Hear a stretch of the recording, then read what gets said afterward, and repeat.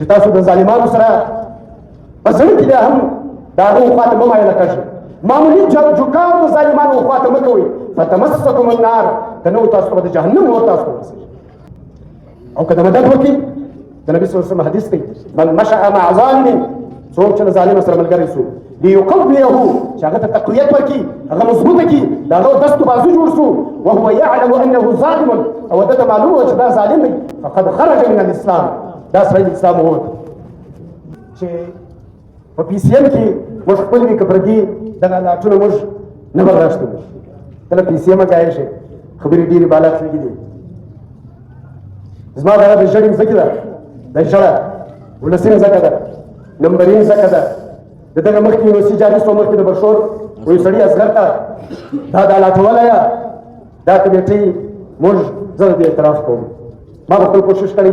یا به غفلت کړی زه دا اعتراف کوم. دا ځوانان د ولس بله نمبرین ځکه د هغه سړي خلاف لاړه عدالت لا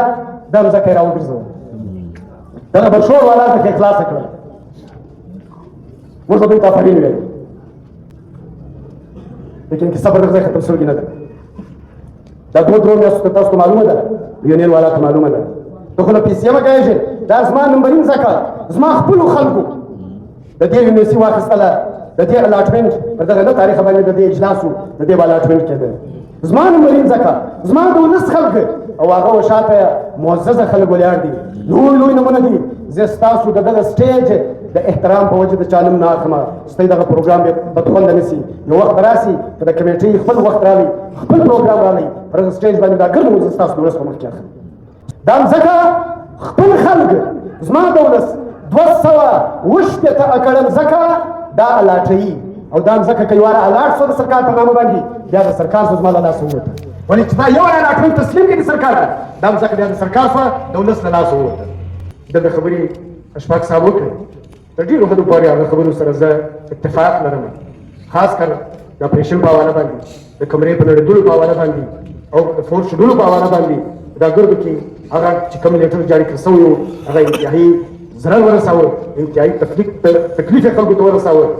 نو هغه چې کوم دی موږ د هغه اعتراف کوو موږ د هغه څخه سترګې نه پټوو پر هغه باندې شرمنده هم یو او پر هغه باندې د قوم څخه زه خو خپله معافي غواړم اګر چې زه نه وم پکښې په دغه کې زما نوم نشته لیکن زه د هغه باوجود په کمیټې د ممبر په حیثیت سره پر دغه باندې له تاسو معافي غواړم له قوم څخه معافي غواړم.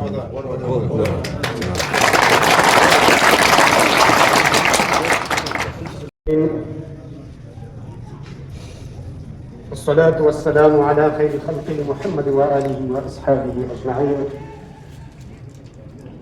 أما بعد فأعوذ بالله من الشيطان الرجيم. بسم الله الرحمن الرحيم. ضرب الله مثلا قرية كانت آمنة مطمئنة يأتيها رزقها رغدا من كل مكان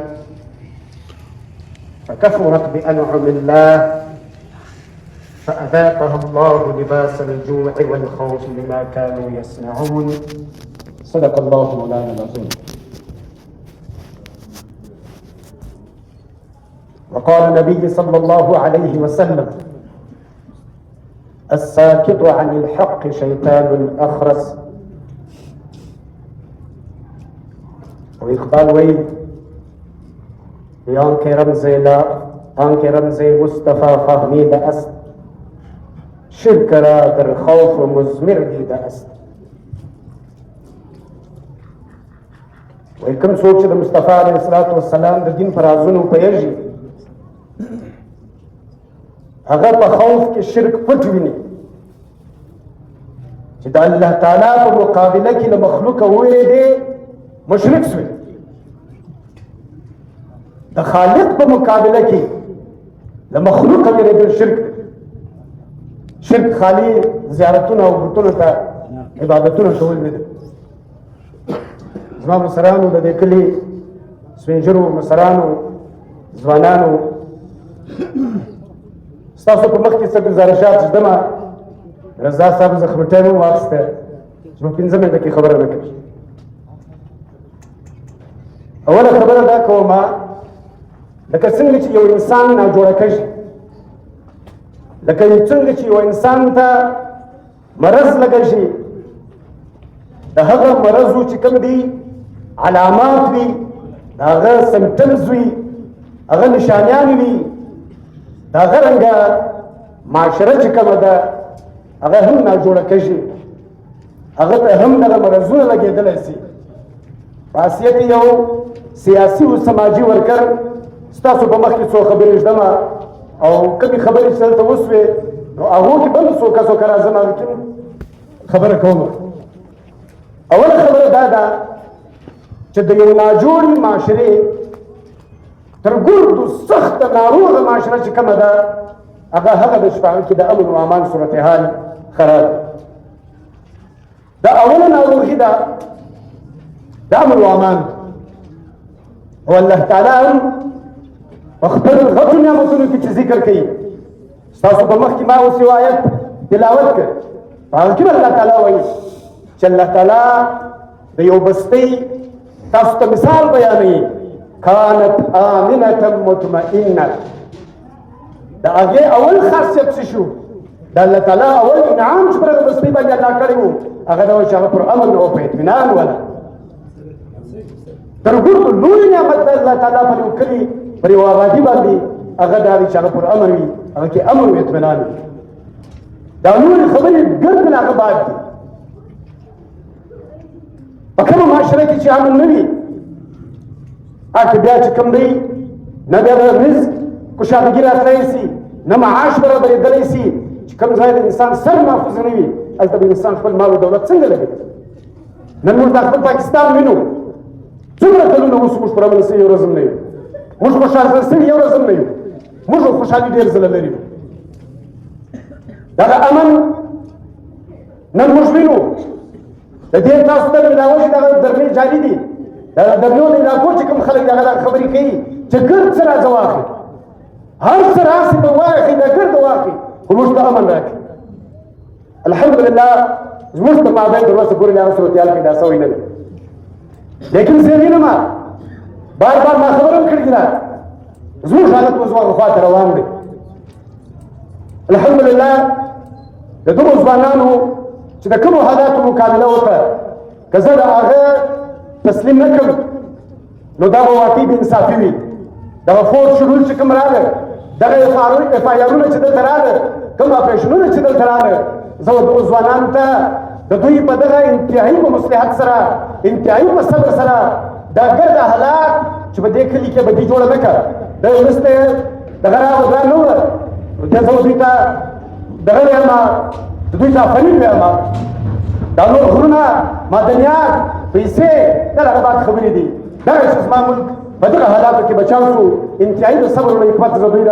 دغه واخیستی او آینده هم زه دغه وایم که دا ګرد غیر به کورن سي نو دا ګرد غیر په سر باندې هم کرومایټ سي لاندې هم کرومایټ سي لیکن چې ما او دا لاس په ګریوان سره واچو زه ورته په لاس په ګریوان سو دا موږ ته یوه فایده نه راکوي ما او تا به د دې ځای کې زه باره شو ځو به دا به د بل چا یو بل چا ته به پات وي بیا په دغه کې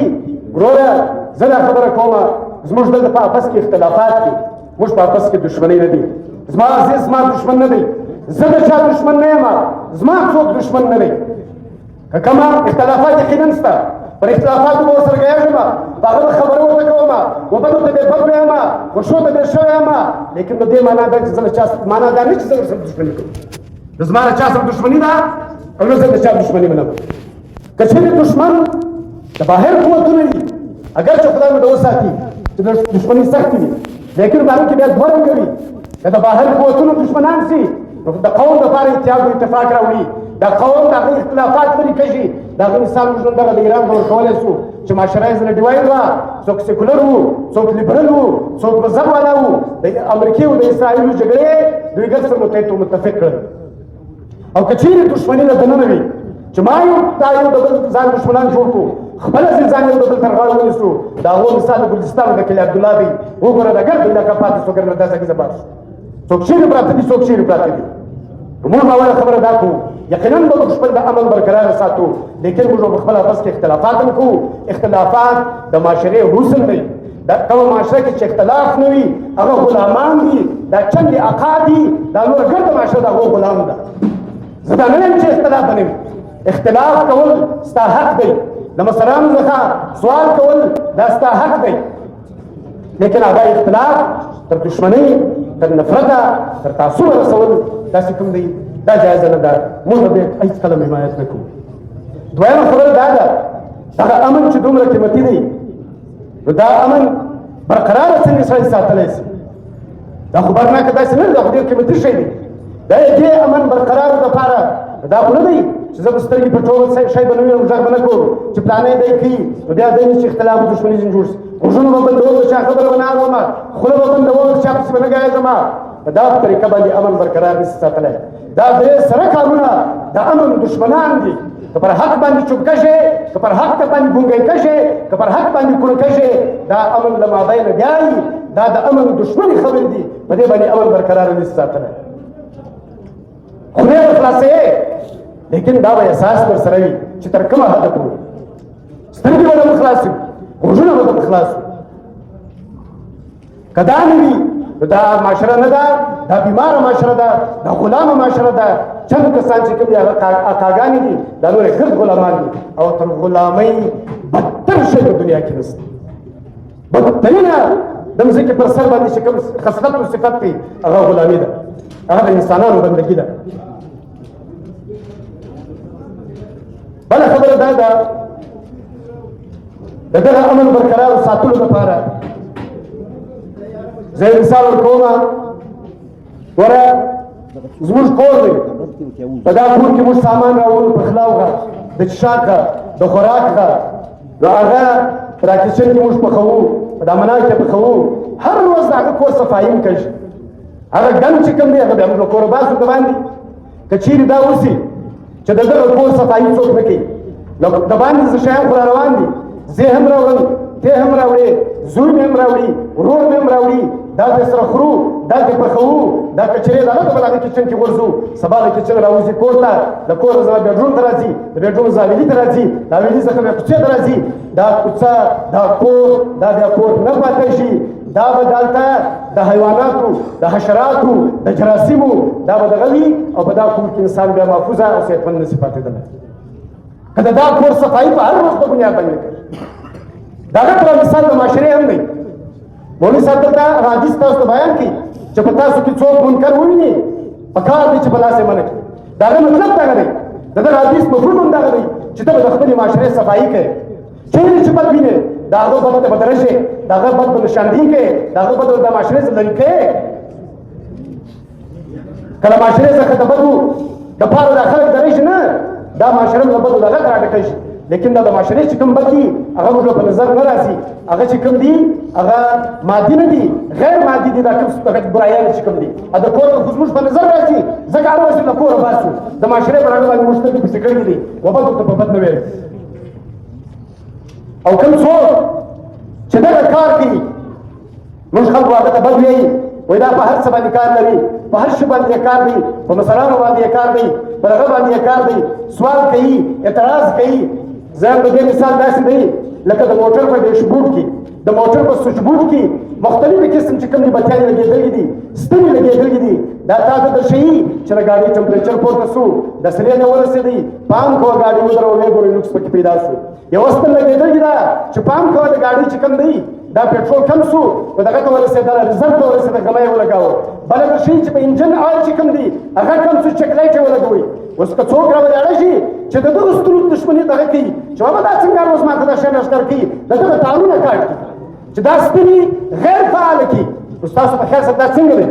دا د ګاډي دښمن دی که نه دی دښمن؟ دا د ځان دښمن دی که نه دی دښمن؟ دغه ځوانان په دا معاشرې کې سوال پورته کولو والا، په دا معاشرو کې سوال پورته کولو والا، اتصال غوښتلو والا هغه عین داسې دي لکه د ګاډي په سویچبورډ کې چې دغه ستنې دي. که ته راولاړ سې دغه د پېټرول ستن بنده کړې کاټې کې دا کار نه کوي. د روغ په مابین کې به ګاډي در ولاړي، خلکو د پورې خاندي، پېټرول به د ختمي، په میلیونو به د دغه څخه لږې بیا به راوړلی نه شي. انجن به د سویچ څه بیا به درته راشي، تا ته به دا درک به کوي چې پر کوم ځای به یې رسو. نو دغه خلک چې دا سوال پورته کوي موږ هغه ته تیار یو، د دوی د هر سوال موږ هغه ته تیار یو، موږ د دوی قدر کوو، موږ د هغوی جواب ورکوو. کوم څوک چې له دې جوابه زغلي، کوم څوک چې پر د سوال باندې بد وړي، هغه د دغه معاشرې سره ښه نه کوي، هغه د دې معاشرې سره بد کوي. بله خبره زما ورو زه یوه دا کومه الله تعالی په قرآن مجید کې وایي ولا ترکنوا الى الذين ظلموا فتمسكم النار چې تاسو د ظالمانو سره په زړه کې هم د هغو خواته مه مایله کړئ معمولي جوکار د ظالمانو خواته مه کوئ فتمسكم النار که نه تاسو به د جهنم اور تاسو ته ورسېږي که د مازې په زړه کې باندې له ظالمه سره په زړه کې همدردي پیدا شوه په زړه د مازې ورسره جوکاو شو مدد نه دی کړی په زړه کې د همدردي ورسره ده الله تعالی د جهنم اور به ورسېږي او که د مدد وکړي د نبي صلی الله علیه وسلم حدیث دی من مشى مع ظالم څوک چې له ظالم سره ملګری شو ليقويه چې هغه ته تقویت ورکړي هغه مضبوطه کړي د هغه دست و بازو جوړ شو وهو يعلم انه ظالم او ده معلومه چې دا ظالم دی فقد خرج من الاسلام دا سړی د اسلام ووت د ظالم ملګري کول د هغه ته دست و بازو جوړېدل د اسلام ووتی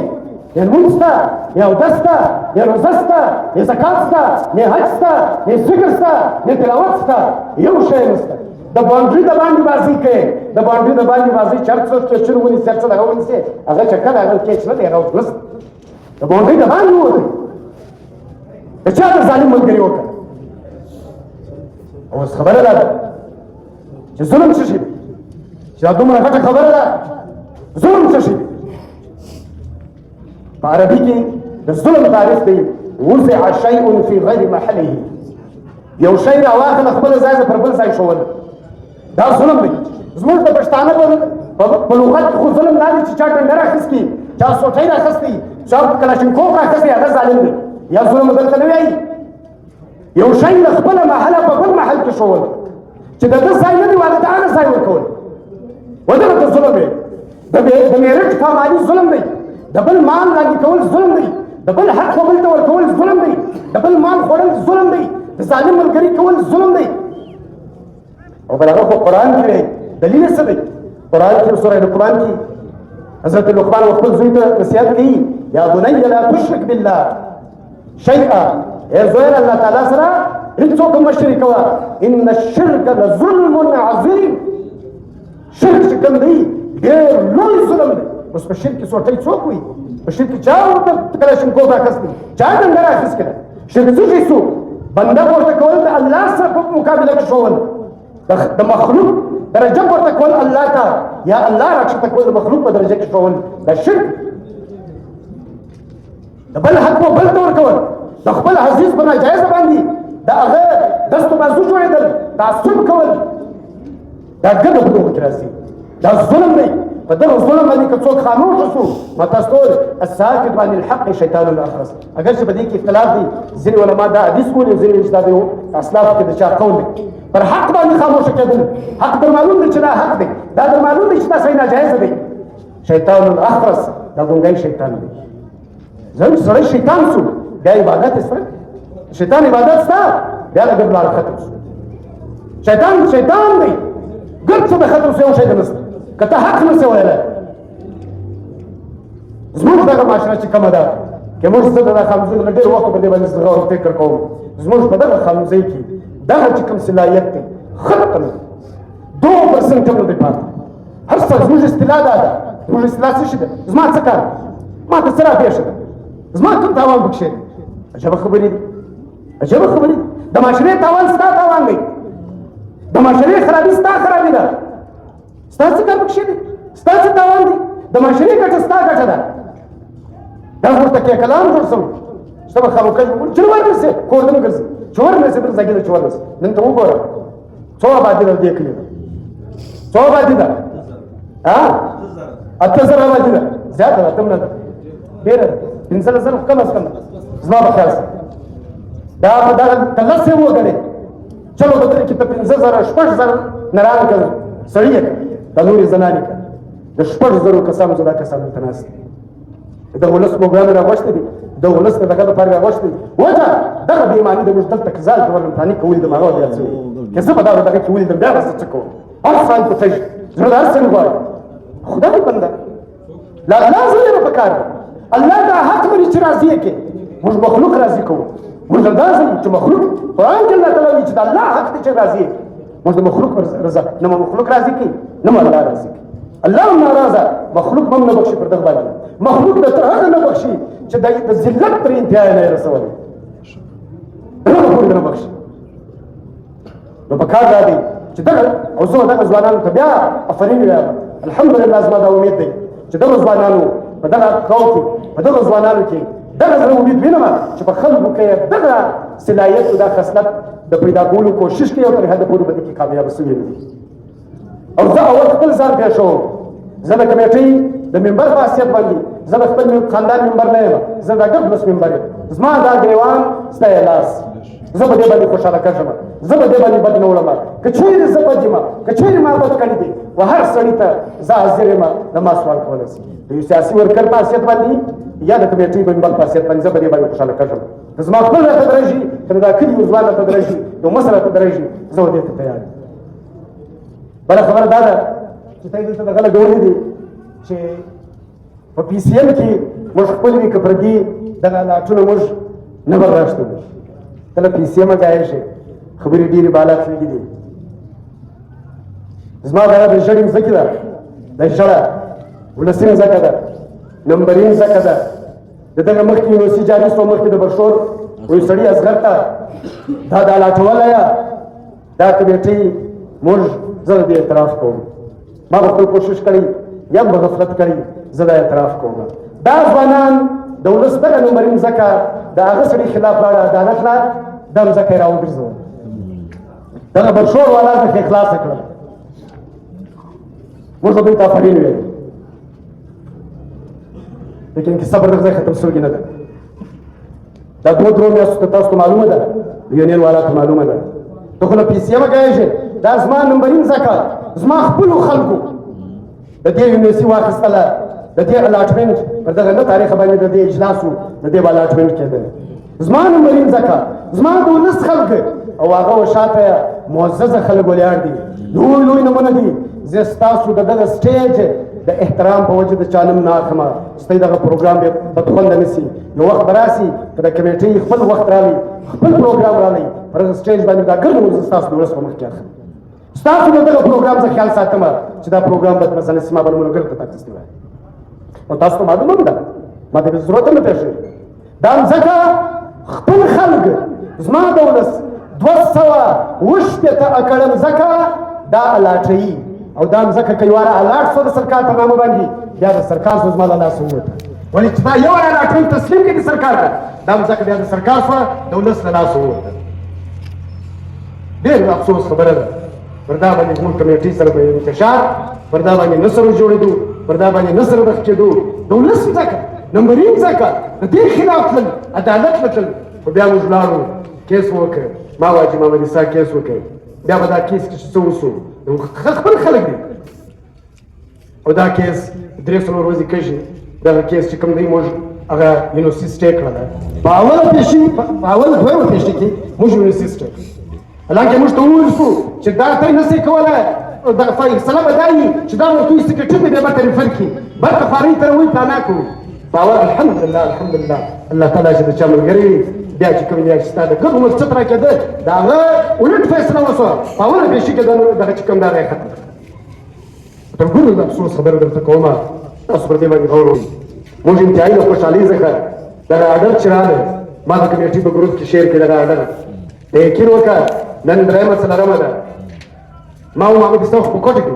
موږ شیر کړي دي په ګروپ کې د تمامو ممبرانو څخه د یوه سړي پر دې باندې یو ریاکشن نشته. نه دا چې مبارک وسه،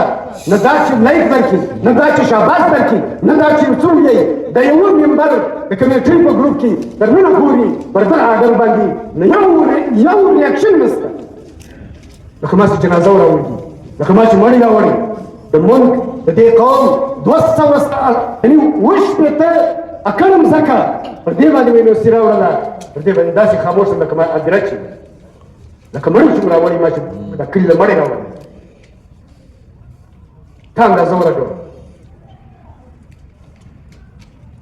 بله خبره دا کومه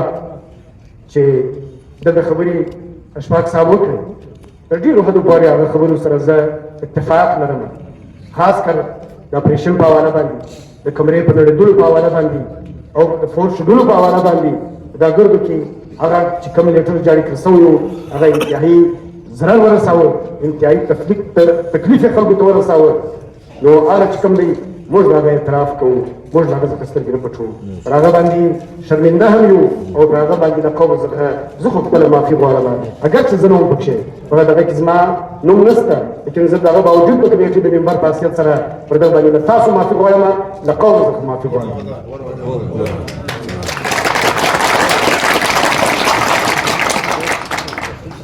بله خبره دغه وایي خو ګرې هم داسې توړه سا ګیلا دې سین دی، ګیلا هم لرم. دلته چې کوم مجلس وشو په هغو شپو کې ما درته ویلې چې مزغلئ دا خلکو له مزغلئ، کیمپ له مزغلئ، دا میجران له مزغلئ، دا کمانډران له مزغلئ، تاسو مزغلئ دا کمیټې مزغلئ ده او دا جبل والا چې کوم هغه مزغلېدل. تمام چې زموږ دغه غره چې کوم حالات وو دا تبدو انټلیجنس لګاوه، معلومات مې ټولول، غږ موږ ورو دا موږ ته پېښ کړي. نن چې کوم موږ ته حالات پېښ دي چې دا غټ غټ خلک راغلل دلته دغه شو، دا موږ رانسته، دا به دلته د یونین سم ده، په دغه کې د کمیټې سم ده. ما په شپو کې مې ویل چې دلته مه ځئ. الحمدلله زه نه یم تللی، دا کمانډر ته چې تللی ځینې پاتې شوم، د پښین په پروګرام کې ولاړم، د ذکر وکړي چې دوی له ما زه ولاړ شو، ما ولاړ کړم. لا اوس خبره ما دا کړې وه چې ته له ده سره کښېنه، دا خو زما زوی دی، دا خو زما ورور دی، د دغه زه خو په کلي کې کښېنه ستا یې سمه، ستا په دفتر کې زه ته سره باندې کښېنم. هغه میجر ما ته وویل چې تاسو څنګه میجر یاست، د ځوانانو چنګستلی نه سئ، ما چې بدي چا کړي دي هغه هم سره کښېني، ما له هغه خلک سره کښېني چې بدي یې کړي دي، موږ بدي نه ده کړي دي، د دوی باید کړي. دا زما زامن دي، زما ورور دي، زه په کلي کې ورسره کښېنستم، ستا په دفتر کې نه ورسره کښېنم، ستا په دفتر کې له ما نه سره جنګوي، ستا په دفتر کې ما یې پر بل نه سره وباسم، له هغه بعد بیا دا یو ګام ما نه دی اخیستی. دا کمزوریان هم اوس وو، په هغه کې د دغه یونین هم حصه ده چې د کورو تر کلاس د غټو غټو ځایونو تر کلاس ګډ معلومات مې ورولم، 80,000 ټنه دا کرم پروت دی، پلانی شی پروت دی، هغه خلکو اوس راغله، موږ یې ځینې بې دخل کړو، موږ یې په بېزګي باندې ودرولو. په دغه کې ستاسو هم حصه شته. دویمه خبره ده وکړله چې دا د پیسو ده، د پیسو خبره موږ وکړله، دا موږ وویل دا ځکه چې دا شپه دا کله اخیستل سوي ده، دا د ونګه د سوري والا ځکه دا خو د ولس لپاره اخیستل، که ته ما ته پیسې نه راکوې زه به د ولس ځکه خرڅوم، کمیټې څه خو بله لار نشته. نو دا موږ سره کښېنستو، اشفاق زما په تر مخ باندې وایس راوکړي، اسما نه لیکئ، ما ته رسید ولیکه دوی ته ورکړي دا پیسې بیا درکړي، ما نه لیکل، اسمت صاحب ما ته رامیلاغ دوی څوک تا ته وویل، اسمت صاحب ته وایس وکړي، اشفاق وایس راواستم، ما یې وایس واورېدی، هغه رسید چې و هغه ما ولیکل، بیا پیل هغه څخه واوښتم. بله خبر ګیله مو دا ده، اوس هم د کمیټې په دغه کې دا خلکو له دا چې کوم عین الحق دی کلابل دی وزیر موږ بلکې اکثریت یې ورته په حق کې نه وو، موږ دا وویل چې موږ به خپل ځوانانو سره کښېنو، خبره یې وکړو او بیا چې کوم دی بیا موږ ولاړ شو، هغو سره مجلس وکړو، مجلس خو ولاړ شو، د اول سره زما دغه دغه و، لیکن ګیله مو له تۍ څخه ده، کمیټې خو له تۍ بعد چلګې ده، عین الحق نه خو کمیټې له تۍ بعد ولاړه، اول خو ته ولاړې، تا ولې کمیټې په اعتماد کې نه واخیسته؟ نه نه نه نه، اول نه نن تللی دی، اول ته ولاړې، ته وراتلې، ته وراتلې، ما د کمیټې په اعتماد کې خو راتله په پراخي سره له هره طرفه روزي هم پر روان وله، ما ته دی معلومات چې دا لکه دا چې اوس شالې نزولې ده زموږ د خانوزۍ حالات دي، پروګرامونه وو، رزق هم را روان په پراخي سره له هره طرفه، باغونه ده وو، زمینداریانې ده وې، نوکریانې ده وې، کرومایټ را روان شو، د کومې خوا د روزي نه وه. فکفرت بانعم الله، بیا دوی د الله تعالی د نعمتونو ناشکري او ناقدري وکړله، فاذاقها الله لباس الجوع والخوف بما كانوا يصنعون. دا دواړه شیان الله تعالی ځینې واخیست چې الله تعالی بیا دوی ته ور وڅکوي خوند د لوږې او د خوف، لباس الجوع والخوف، دا لوږ او خوف یې بیا ته راورسېد که لباس یې اغوندي من کوم نه زنجلا کېدی، بما كانوا يصنعون، د دوی هغو کارونو د دوی کمپیوټر په وجه چې کوم دوی څه کول. نن زموږ حالت دغه دی، دلته خوف هم دی، دلته مسکیني هم ده، دلته بېروزګاري هم ده، دلته فقر هم دی او له خوف هم دی. خلاص د دواړو شیانو ورته ولې دوه خبره کوم، خپله خبره ختموم. د نن 15 کاله مخکې ډاکټر ثناء الله صاحب د مولوي انور صاحب اکا دا 20 فتوا راوړي، د پاکستان د هر مسلک فتوا یې راوړي، او د باندې چې په کومو ملکونو کې کرومایټ راوځي لږ ځای ځکه فتوا مې راوړي، خپل ریسرچ هم کېښاوه چې دا کرومایټ چې کوم دی دا معدنیات دي دا ویله شي باقاعده شیانې چې جوړه شي نو لهذا پر دې باندې خون چې کوم دغه دي پر هغه معیار باندې لوړ شي بل نسبت وایي راوړي دا کتاب یې کموفایل کوي خپل ریسرچ یې ورسره کېښاوه دا د دغو علماو فتواوي یو مکتب یې فکر یې نه دی پرېښی یو مکتب یې فکر د هغو ګردو پر دې باندې اتفاق و چې په کرومایټ باندې خبز سته پنځم تن چې کوم دی دا به غریبانو د دغو حق دی علما کرام ناست دي زه انتهایي په ادب او په احترام سره ډاکټر ثناء الله صاحب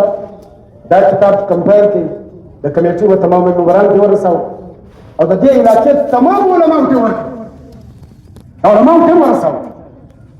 لیکن دلته زموږ ژوند مفتي صاحب فتوا جاري کړې وه چې په دغه باندې خمس نشته تمام علما تر ننه پورې چوپ یو سړي خوله نه ده خلاصه کړې دلته په منبر باندې قرآن هم ویایي او حدیثونه هم ویایي چې حق څوک نه وي فلانا نه کوي فلانا نه کوي فلانا نه کوي دا تمام علما کرام دا کتاب یې هر سړي ته ور ورسوه د دې دوې لارې دي یا خو دا فتوا چیلنج کړه د دې دلیل ورکړه چې پر دې باندې نشته یا بیا ومنه بله لار بیا نشته یې چیلنج کړي ده دی د دې رد کړی دی یې په دې باندې عمل کړی دی دا دغه عذاب چې موږ په دغه کلي باندې پسې دی دا دغه عذاب دی نن چې له کومه دغه سره موږ مخامخ یو له کوم عذاب سره چې مخالف مخ یو هغه زموږ دغه دی چې د الله تعالی د شریعت انکار کوو زه نه کوم یو عام غریب یې نه کوي مولوي صاحب هغه ستا په انتظار دی مولوي صاحب په شریعت باندې عمل نه کوي مولوي صاحب له شریعت سترګې کړی دا معاشرې به څاري دا سوال کولی شي چې مسلم باغ ولې دا نه دی مسلم باغ والا باندې حجت نه دی تمام شوی پر ما ورته حجت هم تمام شو ما ورته په هغه باندې عمل نه کوم زه نن هم خاص کوم خپل علما کرامو سره چې خدای ته وګورئ راسې له ننه څخه د یونس علیه السلام قوم دی د عذاب د غور باندې راغله توبه یې وکړه الله تعالی وبخښه نن هم پر موږ باندې عذاب هغه ترا نه دی راغلی نن هم سره کښېنو په خپلو محفلو کې په خپلو هغه کې پر دغه باندې مجلس وکړئ د دغه جواب وکړئ یا بیا ومنو پر دې باندې عمل وکړئ زموږ دغه معاشره به له دغه عذاب خلاص شي الله تعالی پر موږ عمل توفیق راکړي واخر دعوانا الحمد لله رب العالمین